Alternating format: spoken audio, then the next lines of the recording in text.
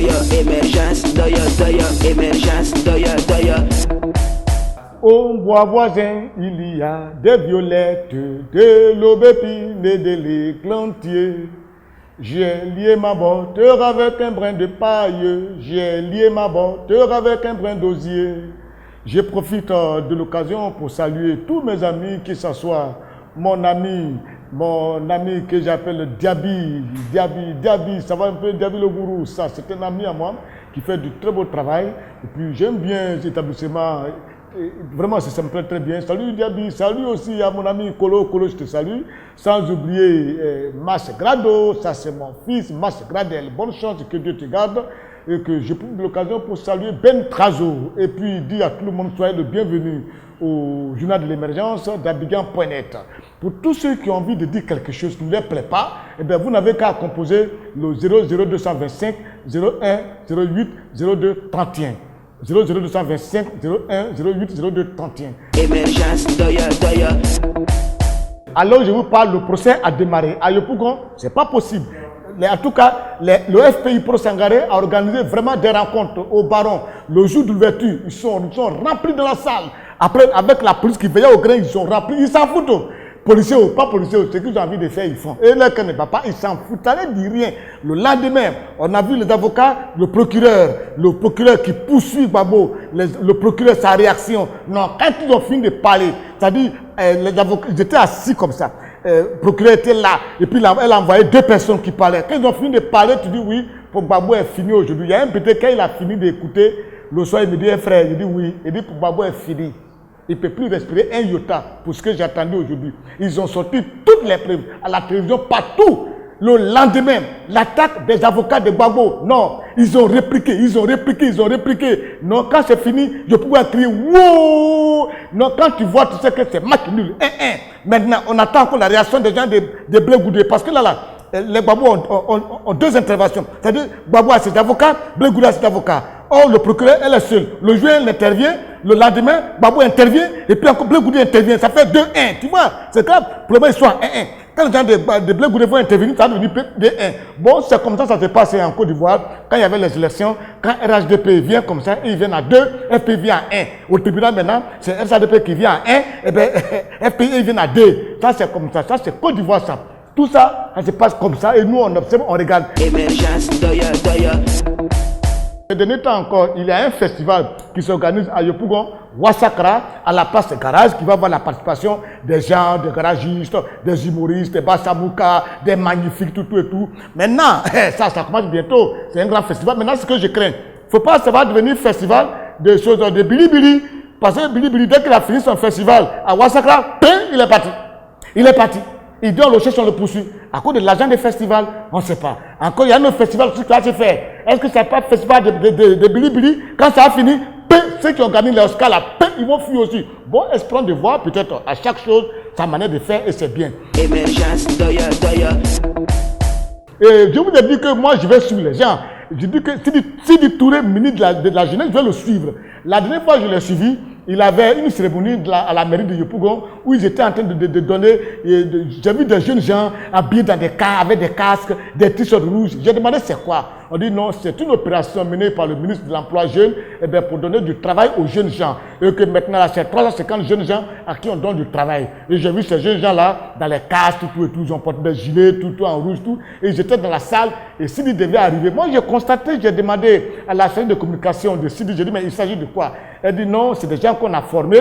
Il y en a qu'on a formés à la maçonnerie, à la menuiserie, à la peinture, tout et tout. Et c'est eux maintenant donnent des casques pour aller sur le terrain. Et j'ai dit, mais ça dit, ce n'est pas, le fait de leur donner des formations. Il faut leur donner des formations, c'est bien, mais trouver-leur du travail. Parce qu'en Côte d'Ivoire, des gens qui ont des formations sont beaucoup, c'est le travail qui manque.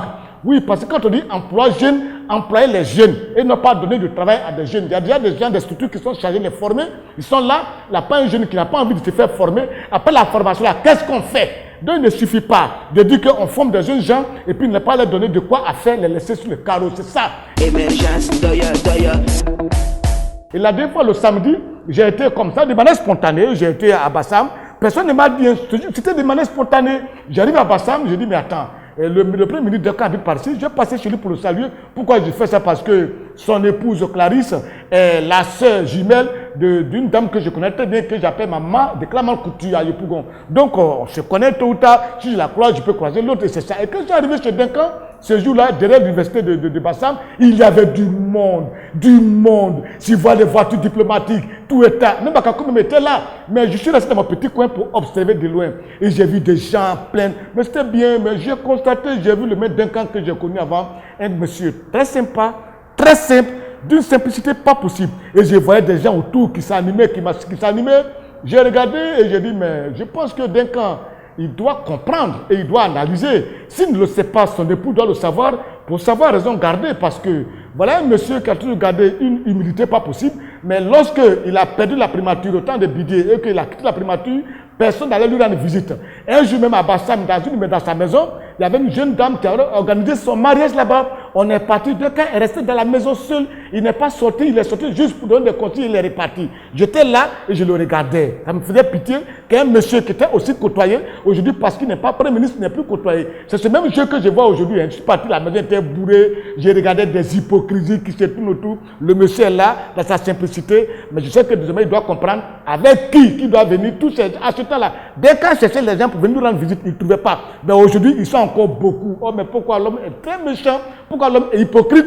J'ai attiré l'attention de Clarisse pour qu'elle dise à son mari, faisons attention, tout ça c'est des hypocrisies, faisons très attention. Émergence, doya.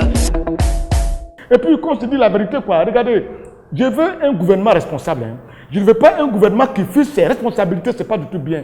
On vient d'augmenter les factures de courant d'électricité. Les Ivoiriens s'en plaignent. On a fait des émissions là-dessus. Partout, on en a fait des émissions. Et le gouvernement, avec leur porte-parole, nous se permettent de se présenter à la télévision ivoirienne pour dire que c'est parce que nous avons dansé que les factures de courant ont augmenté. Mais attends, pour qui on nous prend? Qu'ils apprennent à prendre des décisions et que le gouvernement assume. Et puis de dire des choses que vous ne pouvez pas assumer. Non, ce n'est pas du tout sérieux.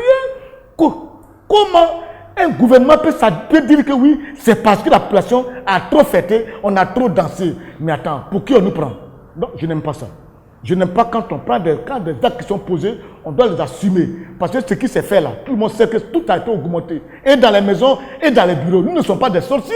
Parce que, et dans les maisons où on a fêté, les factures ont augmenté. Même dans les bureaux où on travaille, la facture a augmenté. Si vous dites que c'est parce qu'on a dansé, ça veut dire quoi? On est des sorciers? C'est-à-dire pendant qu'on dansait dans nos maisons, on est devenu deux, on se dédouble et on se va danser encore au bureau. Mais pour qui prenez les gens? Pour qui prenez les gens? Arrêtez ça, je n'aime pas. Ayez le courage. Nous sommes dans un pays, les Ivoiriens souffrent déjà assez. Si vous êtes incapable de réduire leur pauvreté, évitez encore de venir leur dire des choses qui ne sont pas vraiment des choses à accepter, quoi. C'est pas du tout bien ça, c'est des choses que je ne peux pas accepter, ça ne me plaît pas du tout. Émergence, doya. Et puis, le comportement qu'a eu l'élève qui a eu lieu à Boisseau, un élève qui se permet de se lever, frapper son professeur jusqu'à ouvrir, tout le monde appelle ça cas sourcilière, il n'y a pas de 3 jours de mise à pied à faire.